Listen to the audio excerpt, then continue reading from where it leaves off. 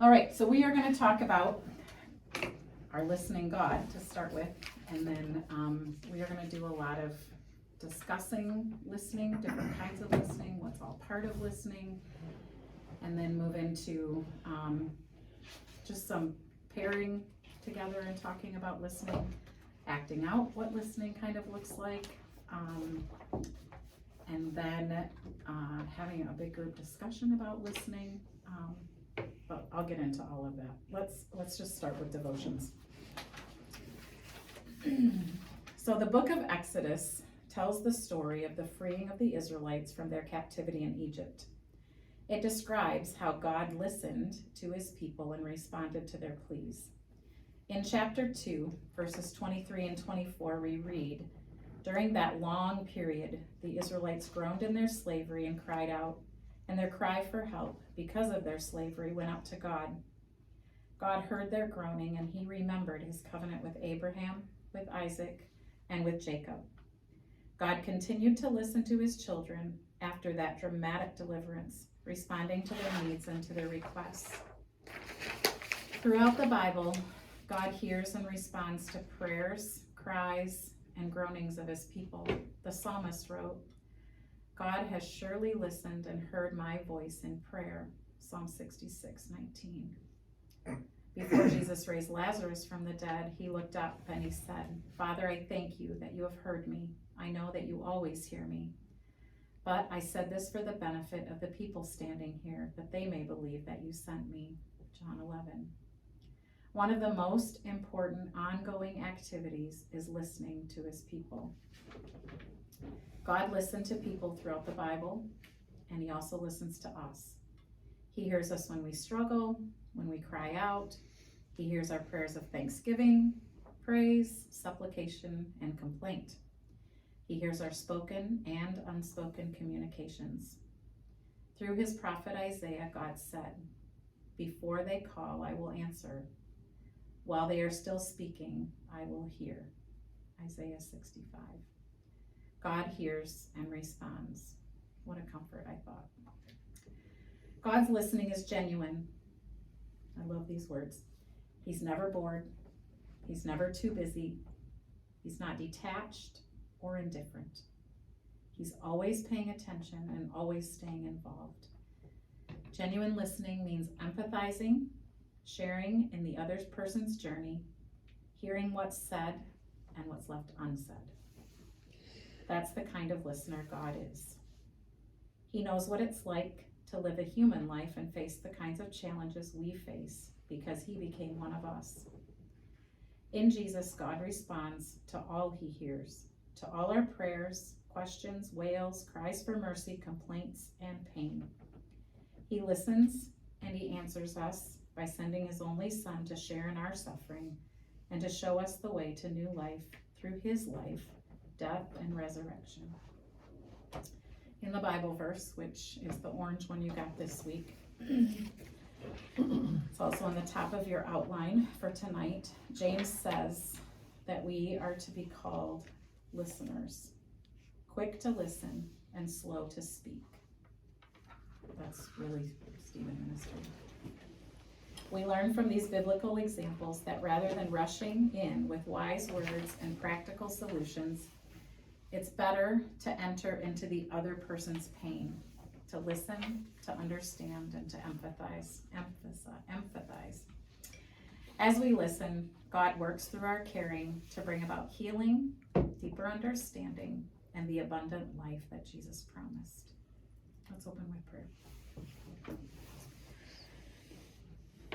Listening, Lord, we pour out our hearts to you in praise, in sorrow, in profound need, or joyous thanksgiving.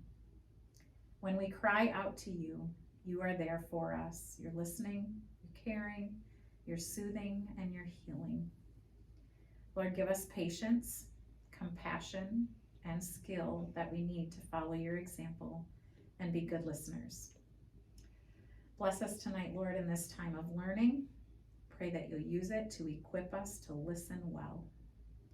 Pray that you'll give us opportunities to listen to one another and to use our care to build bonds of Christian love between us. Thank you for hearing, and for answering our prayer. We pray all these things in your name. Amen.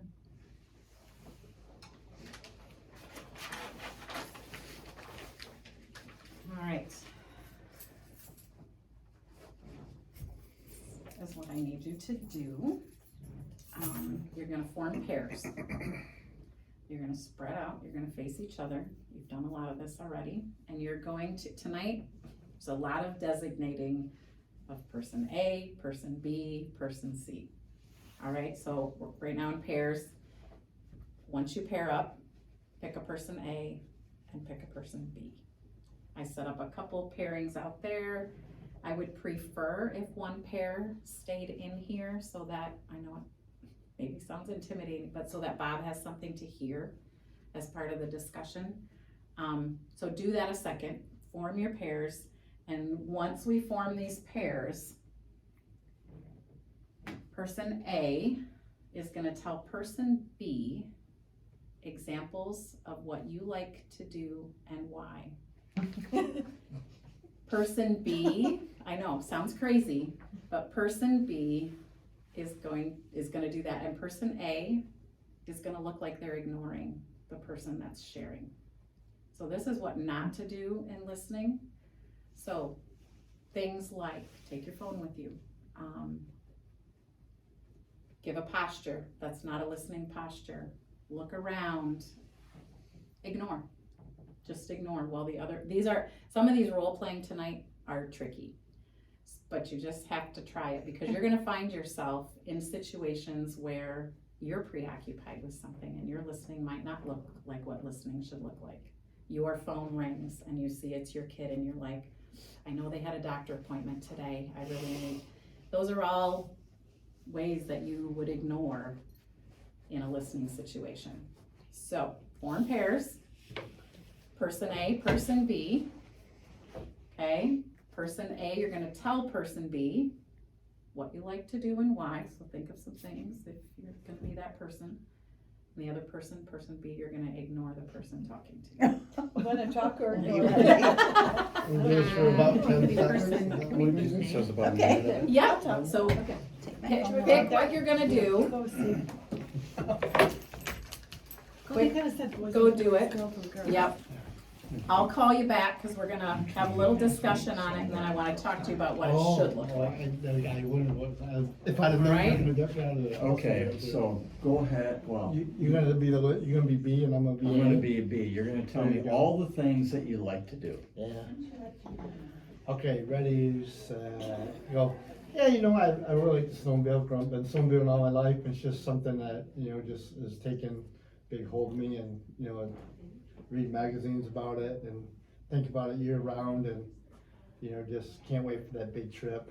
You know, Ross is out west in Yellowstone right now and he left me back home and, yeah, you know, you don't always understand why, but kids don't need dad, but I sure like snowmobiling, I would like to have gone with them, but of course that didn't happen, so.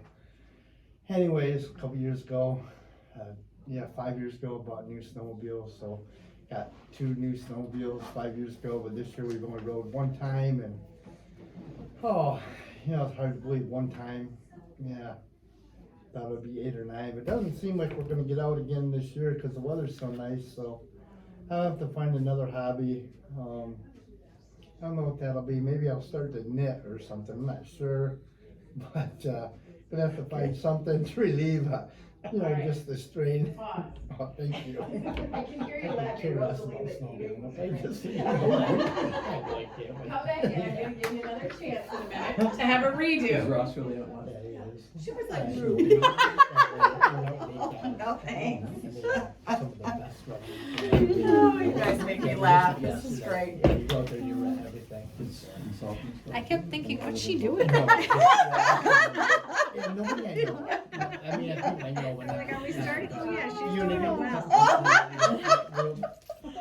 they're all, he's probably got. I know, we're so approved each other otherwise. And you're like, hey, No, I don't have like that out of perspective, okay? I'll tell you. Well, I gotta defend myself, man, I'm really laying it on. Okay, so last week I did a little bit of this with the current Stephen ministers. We were supposed to meet as a full group, but then when Sherry got sick, everything got pushed back. And I still did a little bit of this last week with our current Stephen ministers, and I made an outline for them. If you want that outline, you can grab it. I'm the type of person that if I write things down again, it sticks.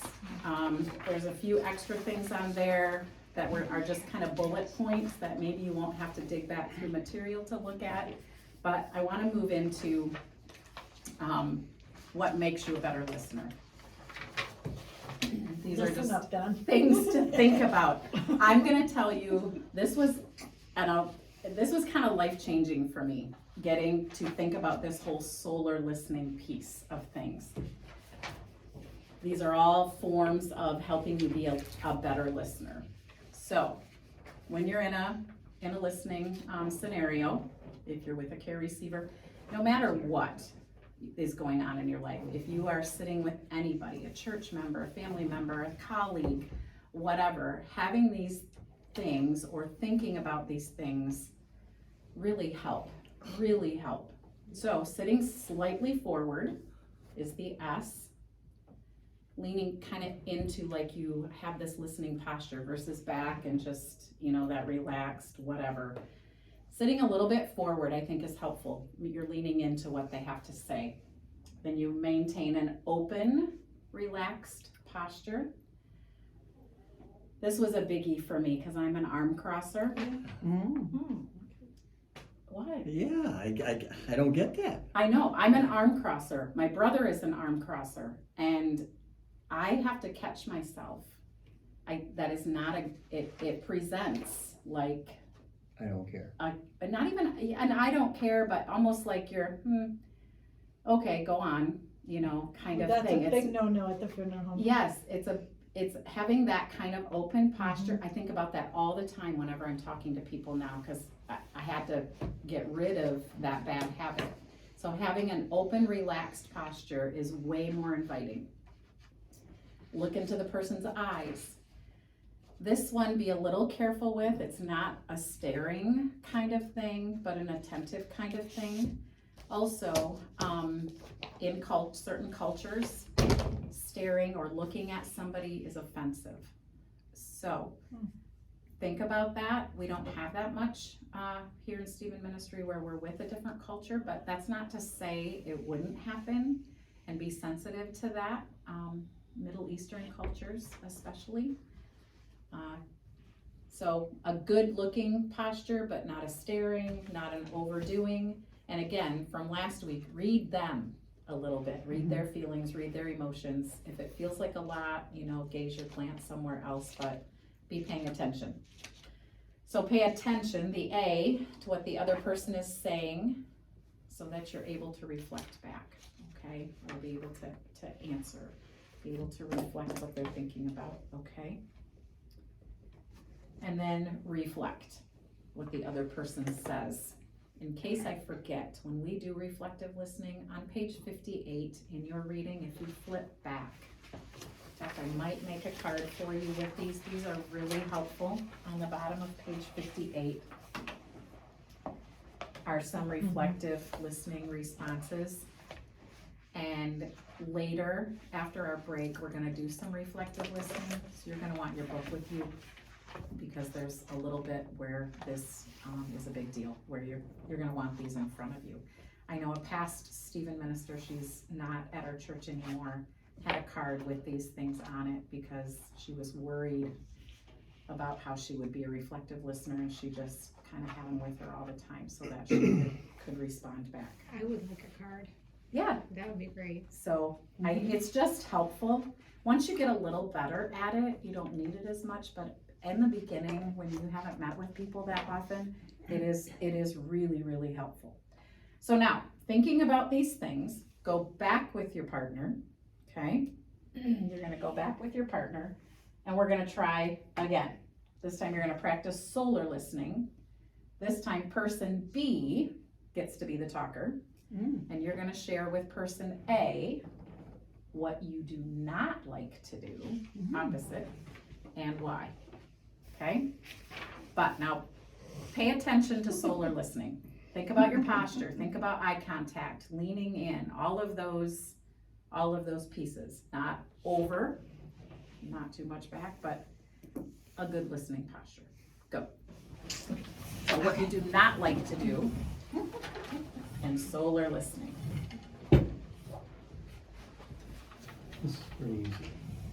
What I don't like to do is sit through long meetings because I get impatient and I cannot focus after a bit. I get distracted. I lose my excitement for what we're talking about. And I just need to get up and walk around at some point in time. Keep going. So the difficulty of being a part of this and being a part of a known long meeting, I dread going in. So I'm not excited about it. And it reflects, I can reflect that to others that I'm not excited. So you need to ask me a question. So is that what the R is? Yeah, so you could go back to this page here. Yeah. My reflection is probably right. And you don't need to reflect yet. Oh, Just not be a yet, okay, listener. we're just, Just be a we're still listener. just talking, okay. Yep. You're probably, you're right, yeah, for the most part. Well, most of my meetings are no more than an hour, which I really like, hour and a half.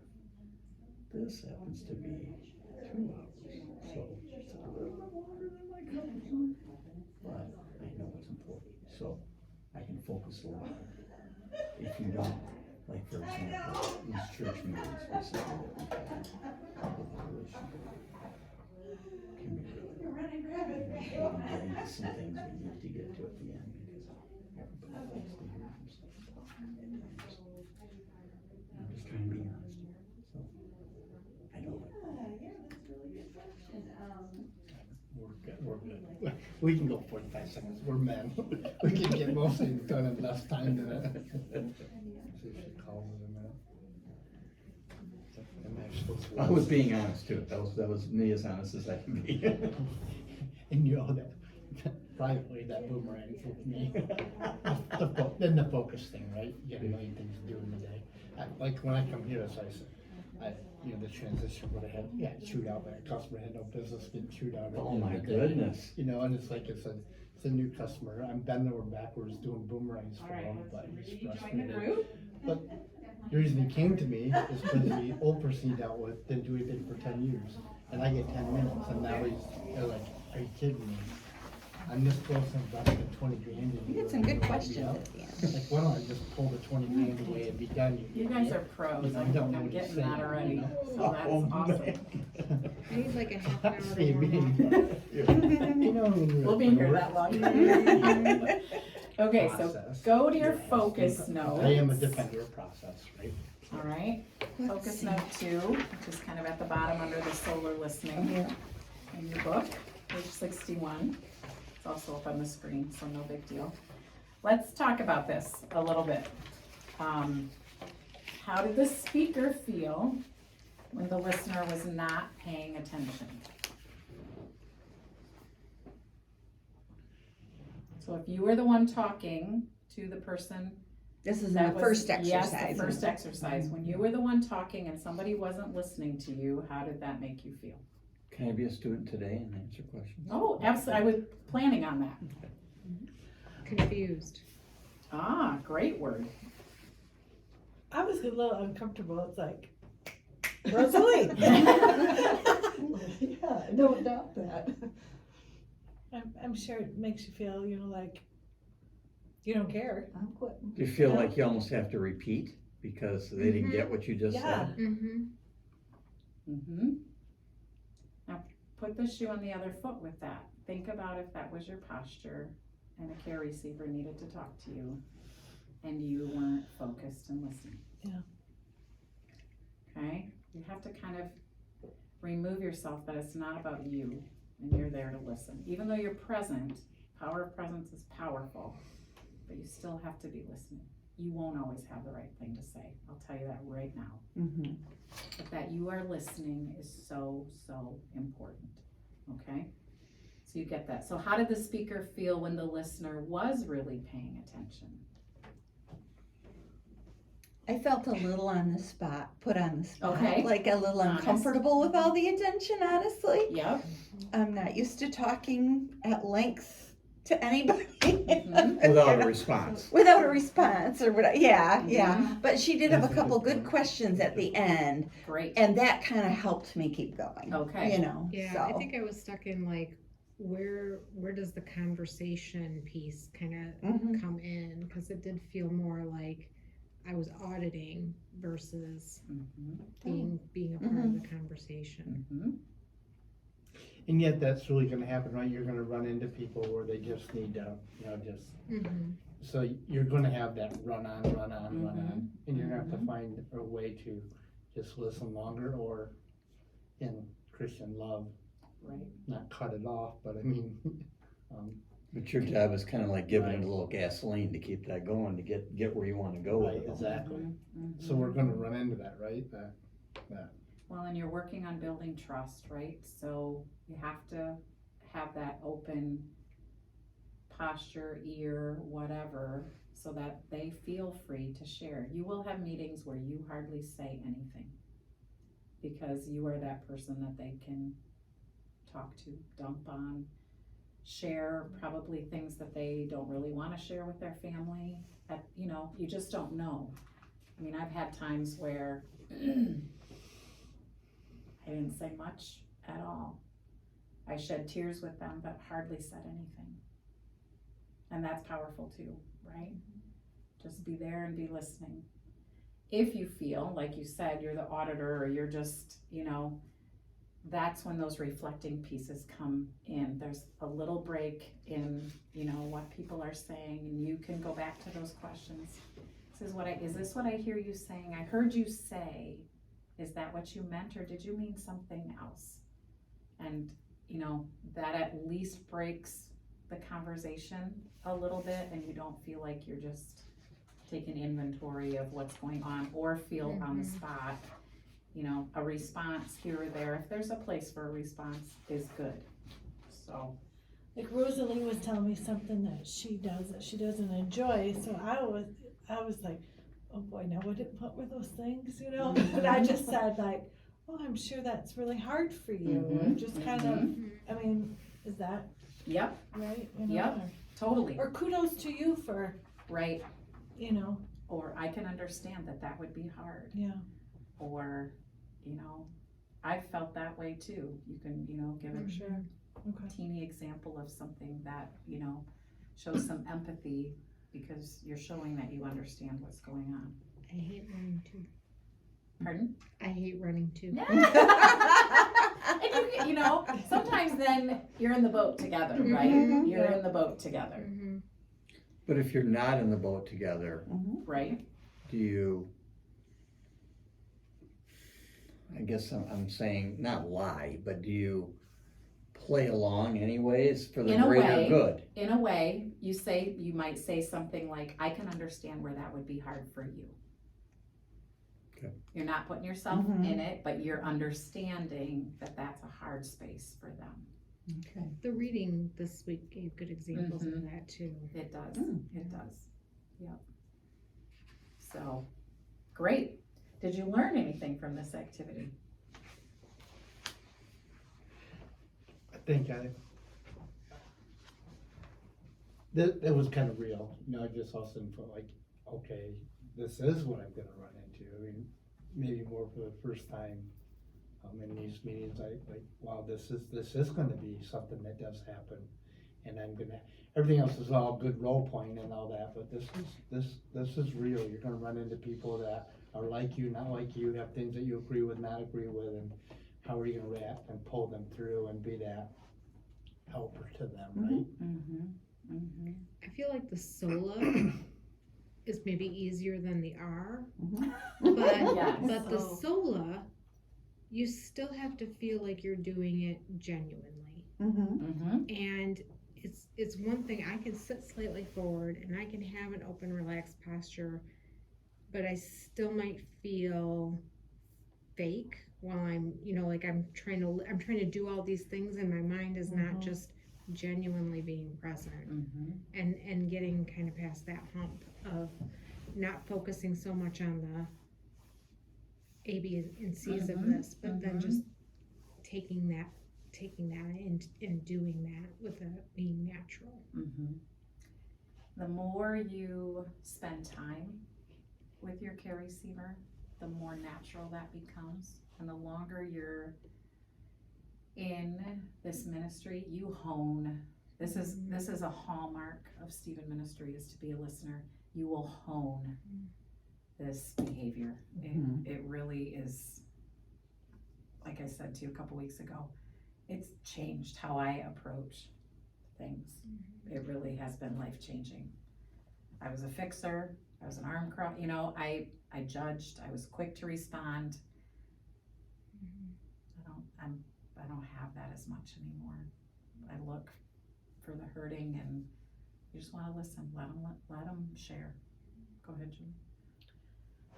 I think too that we don't always have to think to the care receiver, but I think even to your kid or to your friend who's talking, we can be practicing this stuff. Maybe when it's not this big problem, but just somebody else has a concern that we can kind of practice this along. Like I was saying, Don and I were talking about our feelings this week, I mean, that seems silly, but I think it doesn't have to be all when we get a person. Right. We can do this as we're progressing through all this stuff, I've never felt so more as much as I did the last week. But doesn't it make now I'm you a pay feeler. total What in the attention? world? I mean, you pay so much more attention to that kind of stuff when you're learning about it, and you, and 100% agree. I use it everywhere now. I use my listening skills everywhere, with my husband, with my kids, with my colleagues. I had a colleague tell me something about her daughter the other day, and she just needed to unload and unpack that a little bit. And of course she knows I'm a Stephen minister, but she just needed to, she said, I just need to say this. I need to say it in a safe space. And you'll just find in all of life, you'll be better because you're in tune to people's feelings. You'll be better because you know how to maybe listen better. Yeah, you'll use it in all parts of your life. You really, really will. But it's something we will grow in. We're not gonna be great right off. No. And some of you will be. It's natural for some people. It maybe was not natural for me. It's much more natural for me than it was before. For some of you, I'm sure it is more natural already. So, okay, we're gonna move into active listening, which I put some bullet points on that note for you.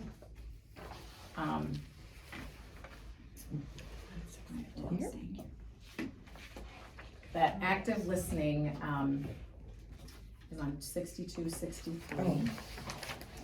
Okay, yes. And I also stuck it on my paper, just, it's real succinct that way. So in the active listening reading that you did, active listening means that you're paying attention, right? That you're validating. And validating we'll talk a little bit more about, because validating might be a hard place for some people. You're gonna learn to ask questions, and you're gonna learn to reflect. We're gonna work our way through focus note 3, and I would like this to be just more of a group discussion. So I'm gonna sit, and we're just gonna talk about what active listening looks like with some questions that are here. We had a really nice time last week with our current Stephen ministers, just talking through a lot of this kind of stuff. They're like, Judy, we haven't done this in 12 years. We haven't had the training in 12 years. So to regroup and listen, think about listening again, kind of sharpens you again. They were like, oh, I kind of forgot about how to ask a really good open-ended question. And I had made just a little paper photocopy of the stuff on page 58 for them. They're like, oh yeah, we do this now, but it's good to just bring that all back to mind. So we're gonna take a little bit of time, and I'm just gonna join you for the discussion. I don't know how that's gonna look for Bob, but. Might do a little. If you can look at me and listen to me too. So, we're gonna just work our way through the 10 questions. The paper has the exact same questions on them. I abridged it just a little bit. And if you wanna write stuff in your book, feel free. If you hear a comment people make, go ahead. Or if you wanna write it on the paper and you can just tuck that in your book, feel free. This is kind of to get us thinking about the growth you're gonna have in this, okay? So question 1 says, how much potential do you think people have or you have to grow in their ability to be a good listener? How much potential do you think you have or others have to grow in their ability to be a good listener? I think I have a lot of potential because I don't think I'm a good listener. there's only upward momentum. Okay. I think I listen to other things and then I get distracted and, you know? Right. I think that is my biggest problem. Yeah. I can listen, but I get distracted very easily and very Yeah. quickly. That's a huge one, is that the distractibility piece, right? Being distracted by things. Maybe you're coming into a caring relationship or any kind of relationship and you're distracted by your own stuff, right? You get distracted maybe by what's around you, but maybe you're coming in with your own issues and problems and whatever, and you just have a hard time focusing because of what you have going on in your own life. Sometimes that happens too. I think a big component is in the potential to get better would be how much motivation you have to do that. Because really people like to talk because talking is powerful. So it's a change in orientation unless you're motivated. Along with that, I also think it makes a difference what age group you're in and the ability to change. Great point. Great point. I think realization makes a big difference. You realize that you can be a better listener over the last 10 years or whatever, so now you are. That Lance gentleman's doing the TNT teaching at night. I could sail right through all that and get the peripherals. I know that there's trouble in this world, but you know, that's not, but now all of a sudden he speaks to us, and I realize, wow. And so now it affects me. And one thing that always really hit me is early on when we were in business, we made our own computer before computers were, and our guys were working 10 hours a day and they were working hard, but that had a counter in it, and you'd work 10 hours. And at the end of the day, you'd hit your counter, you close the computer down, and you would have thought your computer counter, you were on it all the time, you would have thought that would have been 9 hours and 54 minutes, because we all work 97%, right? But at the end of the day, when we really hit the buttons on the computer, a high number was 12 minutes. Well, it was a real, like, wow. There was a lot, you know, you thought this, but in truth, so we all think we listen, right? We think this, but in truth, we do this. So the realization of it, that's just my 2 cents. Yeah, it depends on the person's perspective. You know, you always give yourself more credit than another person might give you, or vice versa. So. Great. So question 2 says your pre-class reading describe 3 qualities of an effective listener. The first is the ability to be fully present with another person, meaning physically, mentally, emotionally, and spiritually. So what can make it personally challenging to offer that kind of presence, physically, mentally, emotionally, and spiritually? What can make that challenging? Everybody's tired. Tired. I just thought of the same thing. Yeah. And listening is tiring. So I think maybe too busy of a schedule that particular day. Okay, yep. Like you're coming from something and you gotta go, but if you just open up that window of morning, afternoon, or whenever it is, so it's like, okay, all that other stuff is maybe not present and you can just go in and So maybe open up your schedule a little bit at that point in time. Maybe if you think that their problems are smaller than what they're making them out to be. Ooh, I like That's that. really good. That's really good. What might be small to you is really big to Yeah, them. you're like, oh, get over it. Mm-hmm, mm-hmm. You're You're right. bored, and you're like, why am I here? There's certainly other people who need me more.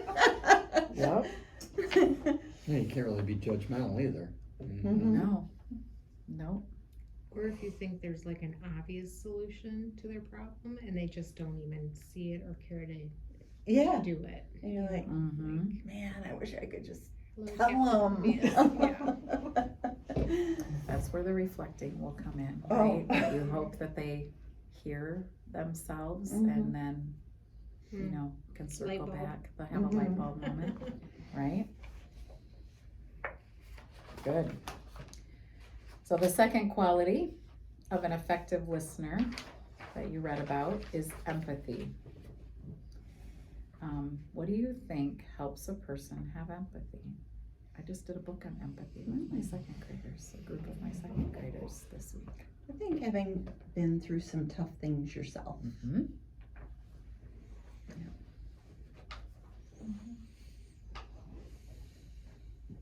The book that I shared with them had a kid walking in a big pair of shoes, and they used the illustration of walking in someone else's shoes. And that helped them kind of understand that you're kind of almost being them. How are they feeling? If this was you, how would you be feeling about this? Kind of walk that mile with them. They had that quote about empathy. It's if you can. It had the as if in it. Mm-hmm. How do you, if you're feeling as if you were in this person's shoes, how do you cut that off or drop it at the end of your session? You know what I mean? That you don't carry those feelings with you into the day, whatever, or keep thinking about their problems, whatever. Right. Mm-hmm. Being able to not compartmentalize, but in a way, Mm-hmm. leave it at the Lord's feet too, right? Mm-hmm. I think we have to be careful too that you need to be able to enter another's experience without feeling threatened by the experience, and like what you said, over identifying with it and then carrying it, to a bigger extent than what it should be carried. That's where prayer comes in, right? So the third quality of an effective listener is to maintain composure during a conversation. This includes remaining calm, accepting silence, which can be tricky, not judging, that's a huge one, not over-identifying, and being patient with the other person. What do you find the most difficult, or what is the most difficult part of maintaining composure during a conversation? Can you clarify over-identifying? Like really stepping into what they have going on. Over-identifying, maybe you've experienced that as well, and all of a sudden you dominate the conversation with your situation. You're over-identifying with what's going on. So what do you find the most difficult, or the most difficult part of maintaining composure during a conversation? Remaining calm, accepting silence, not Probably the judging. non-judging, even if I'm not showing the judging, and maybe I am, probably thinking the judging. Okay. I think silence. I'm not used to silence, especially in a conversation. And that's tough too, because they might not like silence either. You don't know where they're at, Right. what kind of a person they are. Mm-hmm. So if you're silent too long, But most people like to talk. right, And so even what is the percentage that you're supposed to, 75 or whatever, of Mhm. letting the care receiver talk. Mhm. That should usually be an easy number to hit, I would think. I remember, I didn't see it in this training one, but some of the training stuff has changed, that you're supposed to, so if it's silent, you have to be okay with a slow count to 10, Oh, that's helpful. with silence. And you don't think that's a lot, but that's a long time to sit, 1001. But that's something you could even talk to your care Mhm. receiver about up front. Right. Is, Mm-hmm. saying there will be times where we just let things marinate, Mm-hmm. and, I don't wanna rush to speak because I want to try to be a good listener, so Mm-hmm. we might have periods of silence. Totally. And being upfront about that. It's a great thing to do, especially if emotions are running high, if there's tears. Sometimes you just have to let that happen, and silence is okay, in those times, because sometimes you're quick to, it's hard, you want to jump in, right? And fix. That's exactly what I'm thinking. So the silence is okay. And maybe not even fix, but comfort, Uh-huh, Mm-hmm. uh-huh, right. comfort, empathize. And you can reflect there too, I see this is really hard for you. I'm sorry. Those, the I'm sorry part just means that you just are that. I'm sorry this is happening. It's a good one. Yeah. Put that on our note card. Yep. I don't think it's in the book. I'm sorry. So, good. I thought about the whole composure piece. You might have a care receiver that is really angry about something. Some of what they have going on in their package brings about, some anger in them. And that's another emotion, a feeling that you would have to deal with. Don't over-identify in that, because you don't want that inner, that engagement that you have with them to be about the anger. Again, it's one of those things where you might say, I can see where that might make you upset. And you have to kind of not step into that anger with them, It's okay for them to feel that anger, but don't step into that anger and say, oh, I'd feel really mad about that too. Be careful with that, okay? You can say things like, I can understand where that might be upsetting to you. Let's talk more about it. And just try to, keep the level, keep your composure too in the situation. Don't hate on the other people or situation. Yes, yes. So caring conversations, these are interesting too. Caring conversations need to take place in a physical setting that allows for confidentiality, personal comfort, and good listening. What settings do you think could be appropriate for caring conversations? Annie works from home Mondays and Fridays, and a lot of times she'll go to a coffee shop, but sometimes there's these little rooms at the library that have a door. Mm-hmm. You're right. Now you have to reserve them though. You do? Mm-hmm. County-wise, I don't know Well, if she's here- ever done here- it in Granville. Yeah. But if you have a particular time that, I'm just Yeah, saying, it would be a good idea to yeah, reserve it'd something. be Mhm. quiet, Reserve one. Mhm. Mm-hmm. That would be a good spot. cause I can't see a restaurant, There's it's gonna, soundproof. I mean, Yeah. Libraries What do are a little public. I mean, so are restaurants, obviously. Mhm. But if you were looking for something a little more private, where you might not see people yeah. So where are most of yours taking place? Yeah, good. You have to feel out your care receiver, and that has to be a conversation that you have to have with them. So of the 3 care receivers that I've had, I've met with 2 at restaurants and 1 here at church, just in a room here. It all depends. I've also done it where this has gone great. We've taken walks. Like if the weather is nice, we have taken walks, and that has been a wonderful thing. We've met at restaurants because maybe the spouse does not know that they have a Stephen minister, or the spouse needs to be home and we don't want to be in the same space. So you just have to have that conversation about what they're comfortable with. You know, if it's local, if you meet local, you run the risk of people walking in that you know, right? And some people are totally okay with that. Some people are not. One of my care receivers worked way on the other end of town full-time, and we just met on her lunch hour when I was not working, and that worked great too. I didn't know a soul ever in that space, and that was good too. So that's something you're gonna have to work out. Sherry will give you a good heads up on, does the spouse know? She'll get a good feel for those kinds of things, but that's an honest conversation you have to have with your care receiver. So I've run the gamut kind of on where we have met.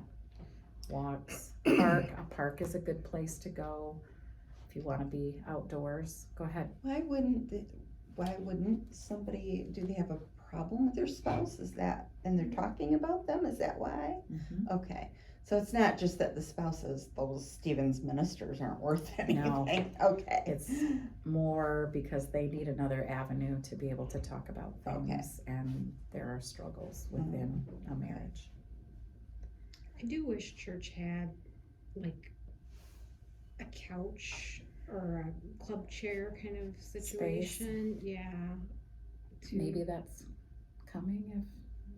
What exactly do you mean? Like different than what the counseling room is in the back of the office area? You mean in the conference area Yeah. back there? I mean, I suppose that is better now that it is more. But it's of a- not Some super couches. private. Yeah. Yeah, the You're walking windows are through, wide open. windows are open, you kind of walk through I mean, I guess you can go through the choir room to get back in there, but you're kind of There's couches over there. over there too. How about the house? That's what I was pointing to. Yeah. Oh. I've never been in that Yeah, house. we haven't had the tour. I So. think there was an opportunity, but I A missed couple it. of them, but yeah.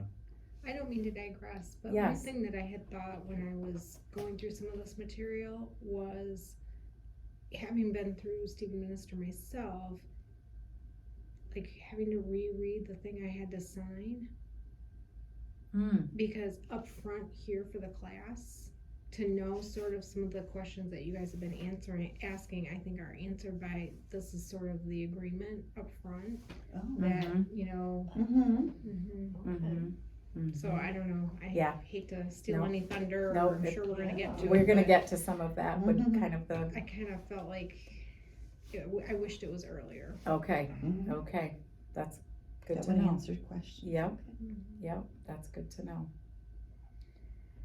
All right, so even when the setting seems suitable for listening, there sometimes may be some unexpected distractions or interruptions. What might be some effective ways to deal with distractions or interruptions? So if you're at a restaurant and somebody walks in that you know and they walk over, or you get a phone call, or Well, wouldn't your natural meeting time be, I'm not gonna have my phone on? yep, Cause it's typically an hour, right? It's not, right, Mhm. right, it's not something that can't be answered. right. Or if you're at, let's say you're at your care receiver's house and all of a sudden somebody comes home, Mhm. or, you know, you could have any number of, you know, interruptions. What would you do if you had an interruption? Can you just cut it short for that day, just to can. maintain privacy? Mhm. Or, what else could you do? Move You to could cut another it short. I location. would say we need to press pause while we let the interruption occur, but then I think in the book it was saying, then ask the care receiver how they would like to proceed, Right. so that there would be less distractions and interruptions. There's a lot of options that you could use. You could hit pause, come back, You could hit pause, not come back. Read your care receiver and kind of let them take the lead, you know, in what's going on. Hopefully you're not the cause for the interruption, right? Hopefully it's just something out of your control, and then you'll just have to, you know, talk about what that might look like. It might even be an emotional interruption where they're really upset, and maybe it is best to take a pause. That can be an interruption where things maybe just got to be too much in a conversation, and read that yourself and just say, you know what, looks like we've hit some really hard spots today. Would you like to keep talking, or should we just take a pause? Could I pray with you, and could we just take a pause and come back to this? Get a good pulse on where your care receiver is at too. You could have that as well, where it feels like really big, and it might be better to take a break and come back to it.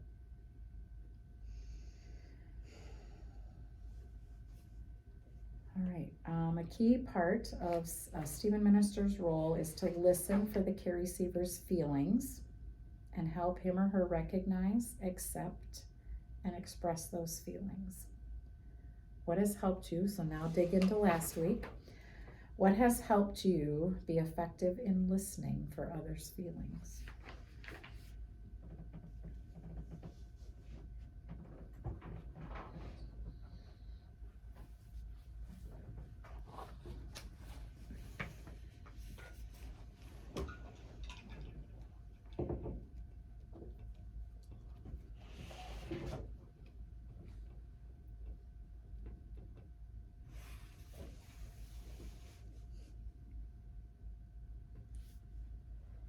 Look at their nonverbals, right?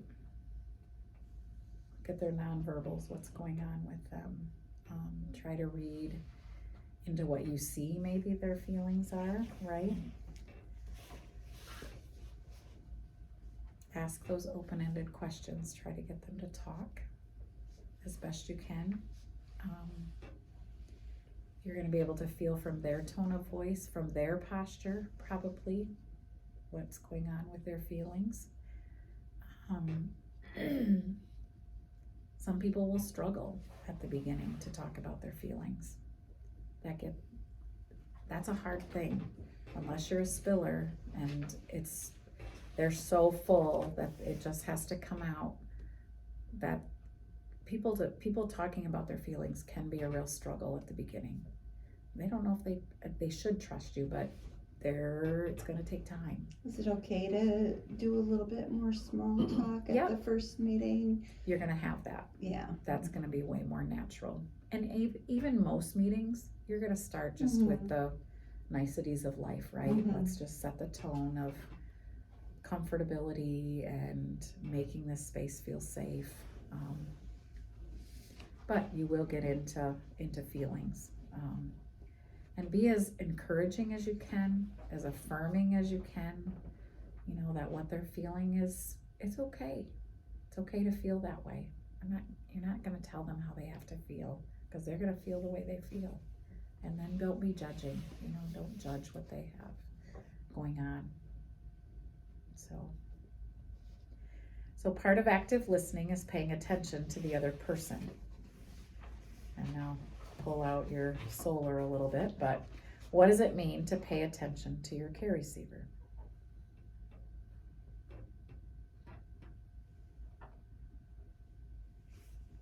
Really observe them and listen to the words too.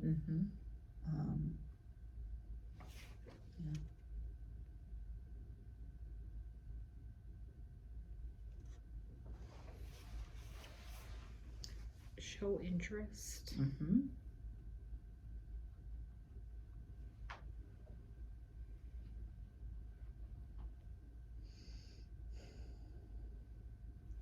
I think, you know, at the higher levels of listening, you're gonna be engaged more, you're gonna ask questions, it's gonna become more natural. and it's gonna flow for both of you, right? Mm-hmm. And out of that flows trust and, you know, I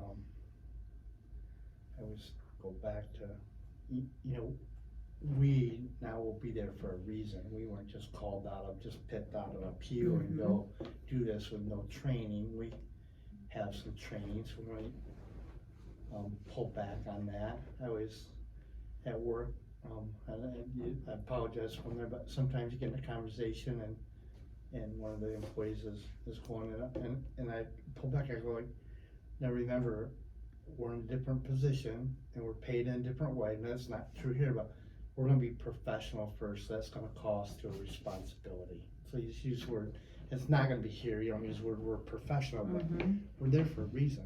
You know, we all know we're there as God's emissary, so, we're not there just willy-nilly or just, you know, so our responsibility is to care, it is to listen, it is to, Right. so I think we're gonna naturally try to pull ourselves to be more engaged.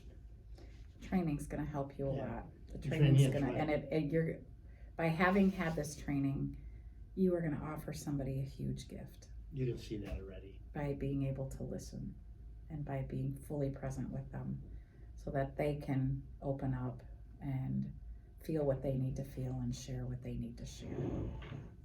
I can see myself before I'm getting out of my car to pray, like, oh God, just please be with me, you know, and be with my words and help me, you know, to help this person. Totally. And you aren't gonna fix it. Only God can fix it, right? Right. You're just that person that's present, walking alongside them, you know, journeying this journey with them. So great perspective. A Great big part of perspective. life is showing up, right? We know Yep. that. And so Yep. like here, we're showing up, but we're showing up with these, New tools in our toolbox. these Exactly. principles. Exactly. Which is almost to do less than what you think you should do, you know, like, Yeah. which is hard, cause we feel like we need to do more. So another part of active listening is validation. What are some reasons people may be hesitant to validate others sharing about their feelings? They don't know you. Or don't agree with you. Or embarrassment if you're not used to people Right. sharing their Right. feelings a lot. Along that same line, too personal Mm-hmm. out of the gate. I mean, it can change, but. Mm-hmm. They're just not trusting people to be in with. Do you ever say to your person, you know, our conversations are totally confidential? I do. You know, just to reiterate, like, what you say to me stays here. And just reassure them of that confidentiality. Mm-hmm. Sherry will say it at the referral meeting. I always say it at the first meeting. And if it just feels like sometimes that it's not, you're just not propelling forward, you know, you can just say it again. And just remind them if, you know, be sure too that when you're validating somebody, just affirm that what they're feeling is real for them. It might not be real for you, but it's real for them, and it's okay to tell them that. Just say, I know what you're feeling is real, and I'm sorry. You don't have to agree with them. There will be times when you don't agree, and you're gonna go home and wrestle with some of that a little bit, because you're gonna wanna give advice. Maybe you're in a situation where somebody wants out of their marriage and they are just spilling to you about why. Don't tell them to get out. That's not your job. Don't tell them to stay. That's not your job. Your job is to say, I know what you're feeling is real. I'm sorry. How about if they're really looking for direction? You know what I'm saying? Yeah, what That's I why have, There's a hierarchy, you can go to somebody higher than you. what I've done in the past, right, wrong, or indifferent, because sometimes people will say, what do I do? Mhm. Sometimes if I can think of a personal example of maybe something that's happened with me or with my family, I might just use that as an example and just say, I'm not sure it's the right answer. This is what, I had a situation similar, this is what I did, but it may not, you have to tiptoe around that a little bit and be really careful. Could you turn it back on Yep, and say, turn it back what, on them. what What do you options think you might be have? able to do? Mhm. That would be reflecting back. Mhm. Sometimes they'll press. So, Ron Waterloo gave that same answer when we interviewed for the Stephen Minister thing, so their training is so good. But, I mean, me personally, I would almost be, and I think I'm gonna have to get used to this, cause I think we will be put on the spot for that, and, be a little bit deer in the headlights, because I think for me personally, my instinct would be, I don't wanna tell you how to do anything, because if it didn't go well for you, Right. then, that would reflect back not only on me, but on the Stevens ministry, so. and sometimes it's just an honest conversation, I can't really tell you what to do. You can say that.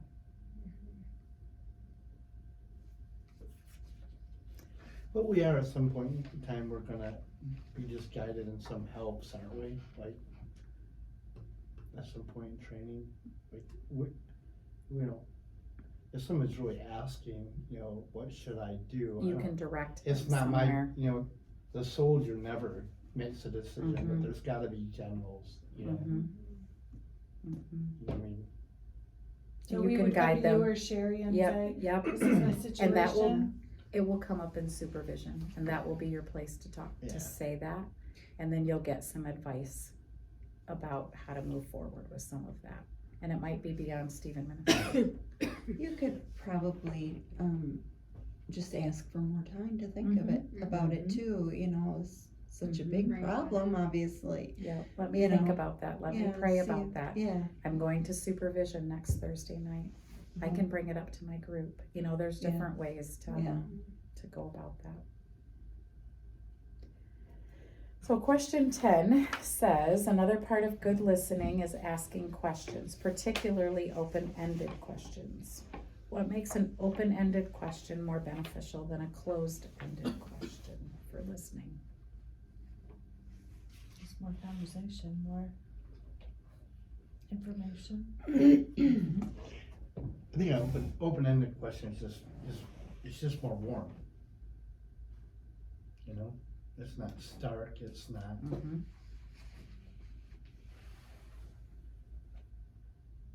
It Definitely. encourages them to talk instead of you. Exactly.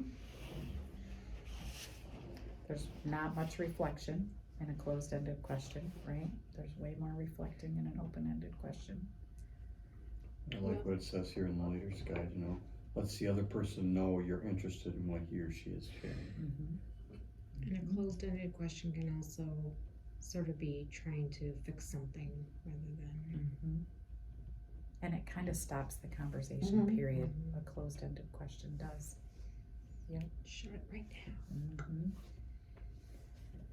Yep. Great. So, lots of good thoughts. You guys are on track. We'll take a break for 15 minutes. I have some goodies. You can grab a drink. When we get back together, we're gonna practice some reflective listening. Okay, do some practicing with reflective listening. Grab my, You wanna stop that? pardon? Did you wanna stop Oh yeah, that? I do wanna stop that.